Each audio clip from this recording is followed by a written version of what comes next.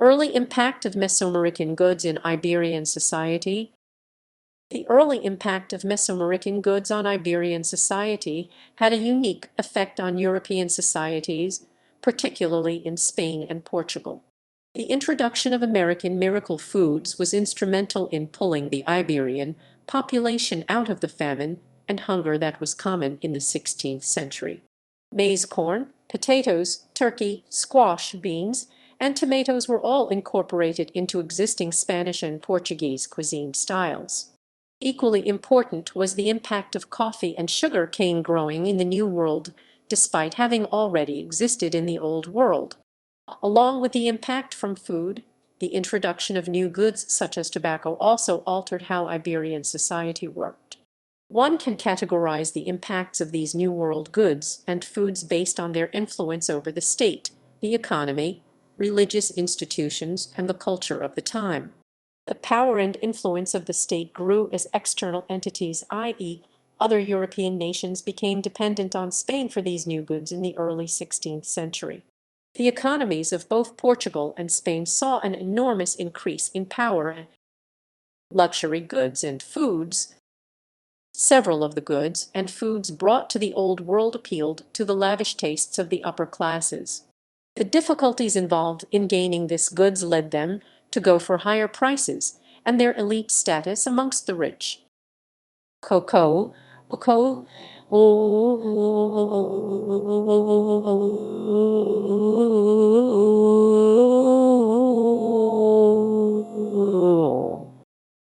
chocolate was by far one of the most influential of the New World goods on Spanish and later European society. By the 1590s, chocolate had a significant presence in the Iberian Peninsula. The growing chocolate habit in Spain led to a cross-cultural transmission of tastes such as vanilla, pepper, the color red, and a foamy froth similar to that found in chocolate. The taste for chocolate diffused in a bottom-up fashion as colonists and conquistadors encountered new native tastes. Spaniards in the Americas who initially encountered the chocolate liquid had mixed reactions, but a love for the new taste quickly spread into the Iberian Peninsula itself. The method in which chocolate's popularity spread changed by the time it had reached the peninsula. Cacao was necessary for chocolate, but it also served as a currency throughout Mesoamerica, which is evidence of its status as a precious good throughout the region. If a commoner were to drink it, it would be seen almost as bad as saying a bad prayer or omen. Chocolate began to form a relationship with the people. It would be found at weddings or betrothals. The upper class in Spain would embrace this chocolate craving to the point where the lower classes sought to emulate them. For natives, chocolate was filled with religious meaning while it played the role of a drug for the Spanish. The distinction between how the two societies perceived the role of chocolate's use is interesting. Natives saw this liquid through the lens of religious meaning while the Spanish saw the economic and culinary benefits. By the 1620s, thousands of pounds of chocolate were imported to Spain annually. The components of European chocolate evolved over time as the Spanish sought to modify the formula to reflect available resources, such as adding sugar as a sweetener rather than honey.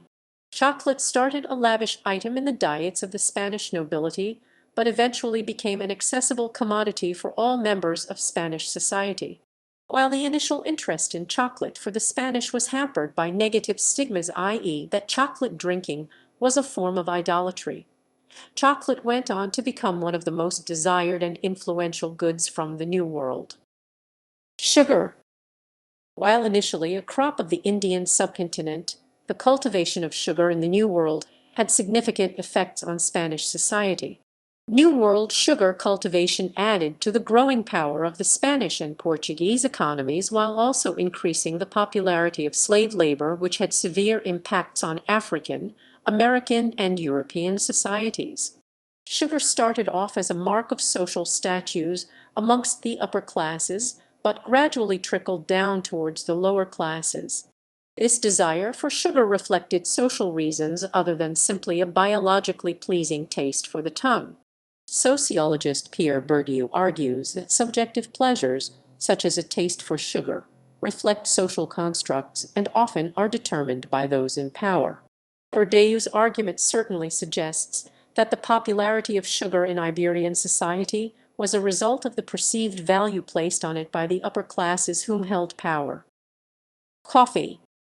While initially an Ethiopian product, the cultivation of coffee in the New World increased its popularity amongst the European population substantially. The cultivation and spread of coffee into Europe was started in the 15th century in the Arab world. The assimilation of chocolate into Spanish tastes paved the way for coffee as the new hot stimulant drink to gain popularity in Spain. Coffee imports even surpassed those of chocolate by the 18th century. The desire for coffee, like that of chocolate, eventually spread to include all castes in Iberia. Coffee, along with chocolate and sugar, stimulated a growing taste for New World sweet goods. Tobacco. As we know more now than ever, tobacco had very addictive qualities. The insidious addictiveness of tobacco led to an increasingly prominent demand for the good in New World trade. The plant was initially smoked by native tribes in the Americas for ceremonial purposes. It was believed to be a gift from the gods and was used primarily by religious leaders. The Spanish changed this dynamic of the crop when they began trading tobacco as a commodity. The demand for tobacco stimulated the Spanish and Portuguese trade networks as well as increased Iberian power in world trade. The tobacco trade dominated the economies of the southeastern U.S. up until the peak of cotton's popularity in world trade. Vanilla. Vanilla, a flavoring derived from the orchids of the genus Vanilla, was first brought to Spain in the 1520s by Cortes following his conquest of the Aztec Empire. The Aztecs had started cultivating the plant following their subjugation of the Teutonic peoples of present-day Mexico. Vanilla quickly became popular as a sweetener in Spain and then the rest of Europe. Along with coffee and chocolate, sugar started a desire for sweet tastes from the New World.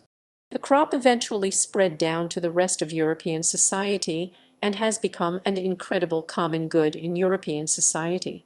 One could even argue sugar had reached the status of a staple for Iberian and, in a broader sense, European society.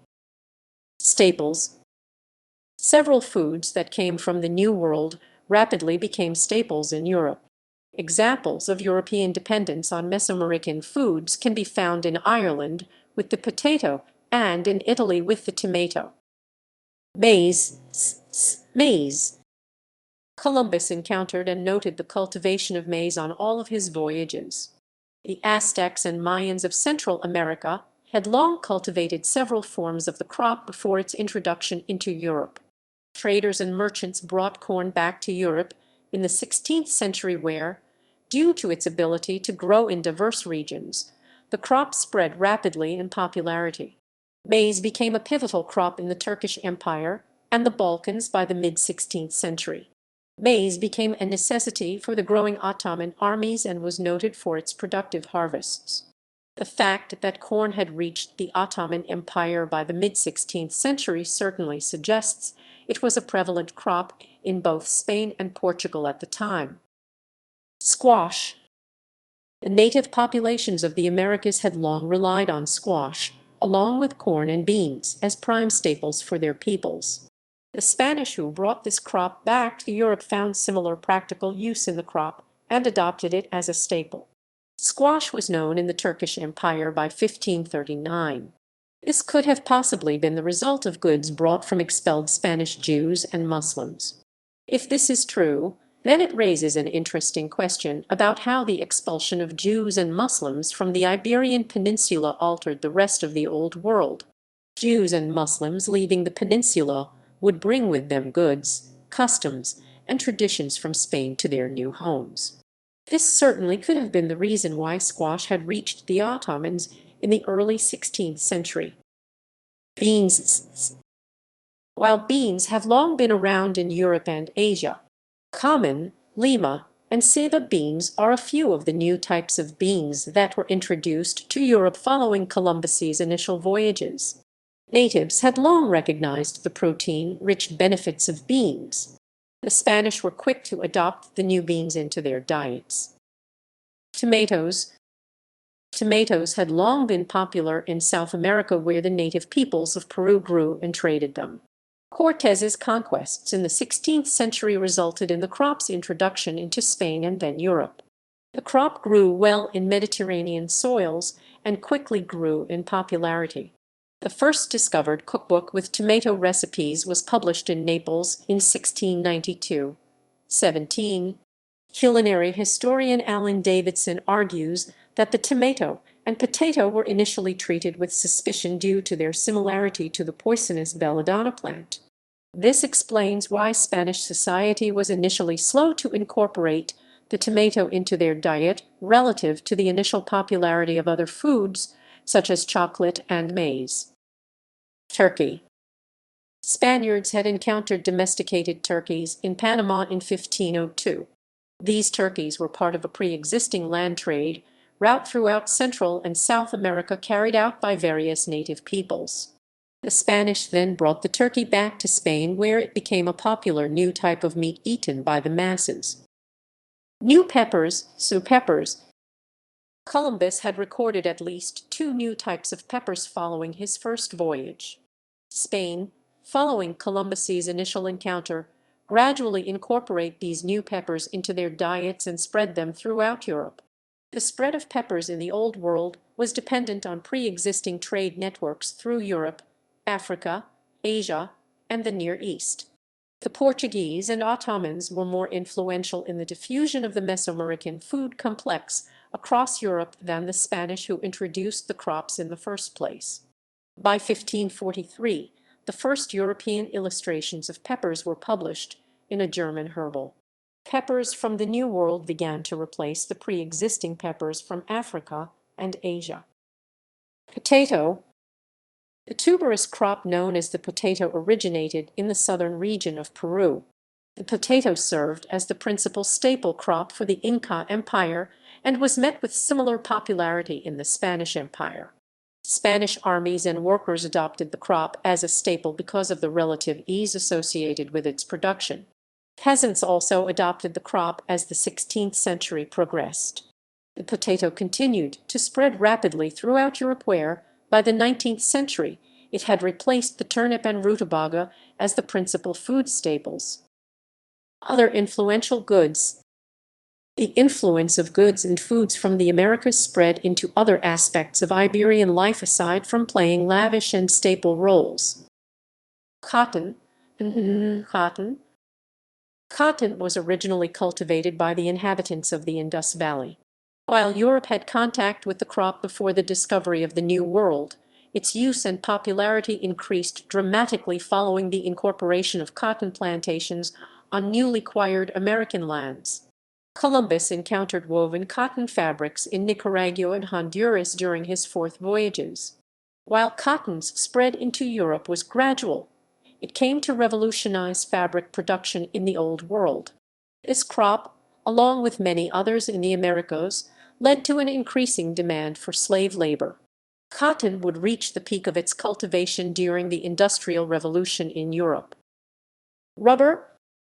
Rubber was originally cultivated by the Olmec people of Mesoamerica. This was usually done by draining the sap from rubber trees. Rubber did not have an early noticeable impact on the Iberian people. The fact that the para rubber tree initially only grew in the Amazon rainforest. It would not be until the 19th century that the tree was able to be grown in a non-Brazilian area. Flow of knowledge. While not necessarily a good, the flow of knowledge from the New World that came with the introduction of new foods had an enormous influence on Iberian and European society. The knowledge on how to cultivate new foods was essential in the early spread of Mesoamerican goods into Iberian society. It is reasonable to assume that the influx of knowledge added new professions to Iberian society. Non-social consequences. The influx of new goods and foods into 16th century Spain and Portugal had significant effects on other aspects of Iberian history besides merely the society. Economic impact. Spain and Portugal, having been the first two European nations to begin trading New World goods, developed impressive economies as a result of their control over the trade of American goods and foods in the early 16th century. Cravings for New World stimulants such as coffee and sugar may have motivated people to work harder to obtain money to supply these new habits. Along with this, the accessory implements that were necessary for many of these new goods, such as tobaccos and coffee, led to a new professions aimed at manufacturing clay pipes, snuff boxes, porcelain chocolate pots, etc. The Spanish and Portuguese capitalized upon every opportunity to extract revenue back to their empires, utilizing forced labor. When the Pope banned the use of forced labor by the natives, Spanish and Portuguese entrepreneurs turned to the African slavery. The demand for New World goods, such as chocolate, led to an enormous growth in the transatlantic slave trade during the 16th and 17th centuries. The slave trade had devastating effects on the societies of several African nations. The Spanish crown applied the tactic of extraction to keep cost at ultimate low, which led to political corruption in their colonies and back at home. Patch summarizes it as an entire commercial system based on government official came into existence. Spain's extractive method of its colonies would soon be problematic and outdated, as new global players would become involved in the Americas. The Spanish colonial system and economic dependency for raw materials would hinder Spain's commercial markets. Spain would place less emphasis on their colonies in North America due to its lack of mineral wealth and would use them as buffers to protect ports and other colonies further south. Weber highlights the flaw when stating, the economic malaise that affected Spain's North American colonies reflected the weakness of the Spanish economy itself, built traditionally on the exportation of raw materials and the importation of manufactured goods. Spanish economy back at home, spiraling with inflation, would become dependent upon foreign imports and manufactured goods. The significant amount of silver brought back to Spain and Portugal created inflation in Europe. For Spain, the period is referred to as Spanish price revolution. The Spanish inflation had raised domestic manufactures and made them uncompetitive. Spain's colonial agenda of extraction would lead to its inability to supply its colonies and subjects at home. Weber builds upon the Spanish inability to capitalize commercial markets when stating, the cost of transportation plus profits for numerous middlemen and additional internal custom duties, alcabalas along the way drove the price of some items to many times their Veracruz or Mexico City value by the time they were. The Crown's inability to establish efficient trading route and placement of high tariffs would discourage merchants and traders from legitimate business practices. Spain's colonies in the Americas would soon suffer as merchants and traders would turn to other forms of trade. Weber summarizes it when stating, for suppliers and consumers alike, such artificially high prices made smuggling so attractive that perhaps two-thirds of all commerce throughout the Spanish Empire consisted of illegal trade, much of it with foreigner. Religious impact. The abundance of meat in Spanish America led to the use of animal fats over olive oil in cooking. Pope Pius Roman III, in recognition of the meat basis for their diet, granted a 30-year exemption from fasting for the colonists. This led to a further reliance on meat in the Spanish American diet and persisted to be a common occurrence in the cuisine following the 30-year mark. Similarly, the Catholic restriction on meat on Fridays led to new innovations in cuisine using newly discovered American foodstuffs. State impact. Despite the mutual trade exclusion that existed between Spain and Portugal in the early 16th century, Portuguese merchants still acquired goods from the Spanish. This led to a Portuguese dominance on the pepper trade within Europe. The Portuguese trade with the New World flourished despite the Treaty of Tordesillas due to illicit trade and Spanish permission to Portuguese merchants to bring African slaves and other trade goods into the colonies. This obvious disregard towards sanctions on trade didn't signify inherent disloyalty, but was a necessity for those whose livelihoods depended on such trade. The underground trade between Spain and Portugal was heightened by the African slave trade and became well established as mutually beneficial crops such as maize, grains, squash, and beans were traded between the nations.